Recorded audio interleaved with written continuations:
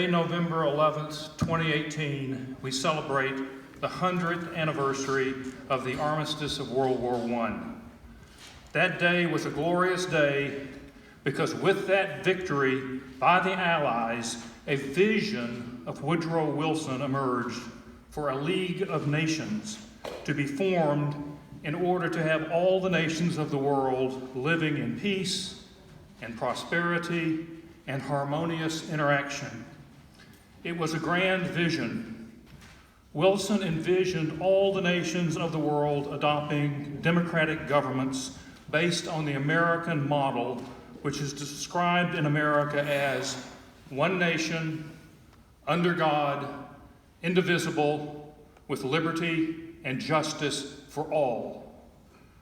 History records, of course, that the League of Nations failed to accomplish this ends of peace, prosperity, and harmonious interaction where all the free nations of sovereign nations throughout the world lived in peace, justice, and righteousness, which in fact was the original dream of the American founders in the year 1776. That great American dream appeared to be attainable for all nations of the world with the League of Nations, but it was not to be. However, it was not the League of Nations as such that failed, but rather it was individual nation states within the League of Nations that failed. It was not the League of Nations technically itself that failed. Quite simply, after World War I, major nation states failed to accomplish the American dream of liberty and justice for all. Most notably, Russia fell into a hard and evil totalitarian communism, and Germany and Italy fell into a hard, evil Nazi fascism with no liberty and no justice for anybody. And Imperial Japan had a similar sort of fate and failure. It was the militant nationalism of Germany, Italy, and Japan that led to World War II. And as World War II started, certain leading intellectuals throughout the West decided that the cause of World War II was not due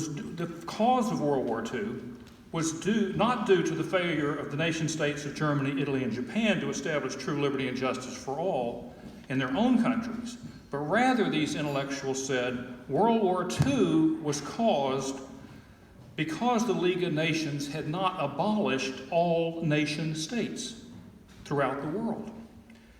These intellectuals today are called globalists who want to eliminate nation states. In those days, they were known as socialist Democrats. These intellectuals said that the League of Nations had not even tried to abolish all nation states throughout the world. In short, these intellectuals and many political leaders and even most religious leaders decided incorrectly that the nation state itself was the cause of war. Therefore, these well-intentioned but highly misguided world leaders said if they could eliminate all nation states throughout the world, we would have world peace. And they said that was the only way to have world peace. No more nation states. These people who believed in eliminating all nation states as the only way to have peace in the world became known in our day as globalists. And as World War II started, these globalist intellectuals and globalist political and religious leaders decided that when World War II was finally over, they would form a new League of Nations to be called the United Nations.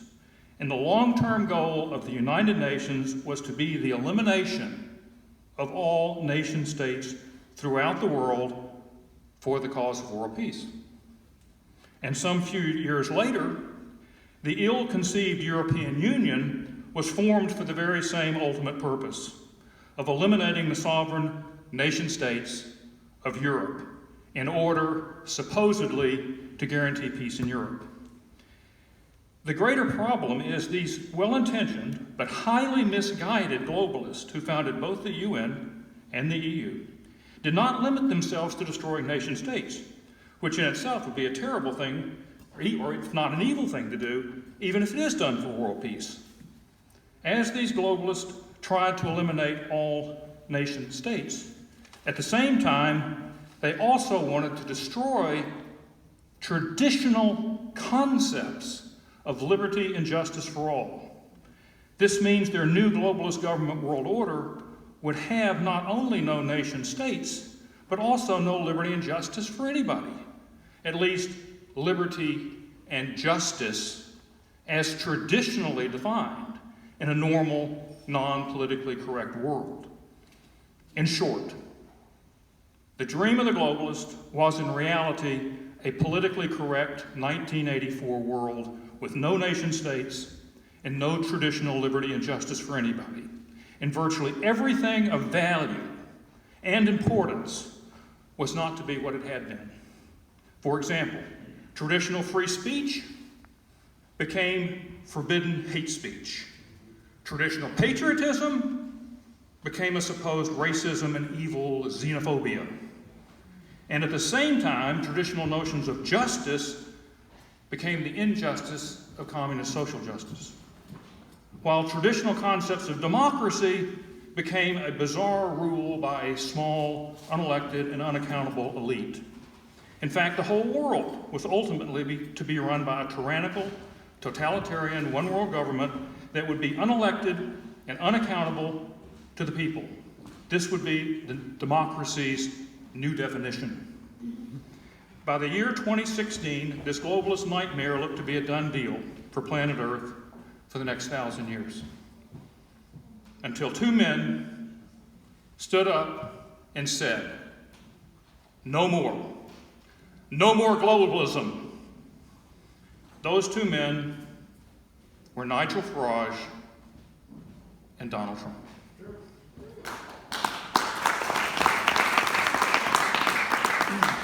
And they sparked national sovereignty movements throughout the whole world. For what? For free and sovereign states with liberty and justice for all, with all the nations of the whole world living in harmonious, prosperous, and peaceful interaction, just as Woodrow Wilson had only dreamed of with his League of Nations 100 years earlier. However, we today have the very realistic opportunity with our national sovereignty movements to see with time the whole world living in peace and prosperity, just as spoken of in the Bible, that such 1,000-year time will come when the saints in Christ defeat a fourth and final beast kingdom of tyrannical world government spoken of in the book of Daniel and in the book of Revelation. Let us mark today as the day we commit ourselves to this noble task of free nations throughout the world, living in peace, justice, and righteousness. What better day could we choose? The very day of the armistice of World War I 100 years ago today. Let us all agree that none of us will rest, none of us will waver until this grand and noble task, this grand and noble struggle, this grand and noble battle is won for free and sovereign states throughout the whole world.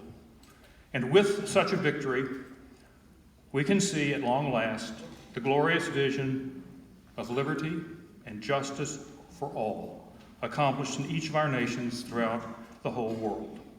May we proclaim here today, long live this age-old hope and dream of all mankind, this desire of all nations, and let us all pray for the day that no trace of a tyrannical and totalitarian globalism is any longer to be found on this planet.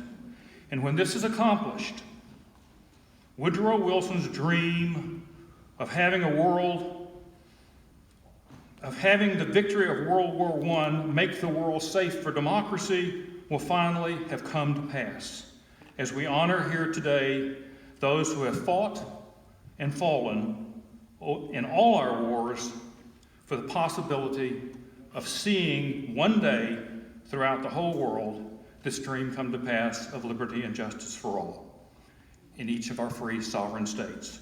So help us God. Let it be so. Thank you.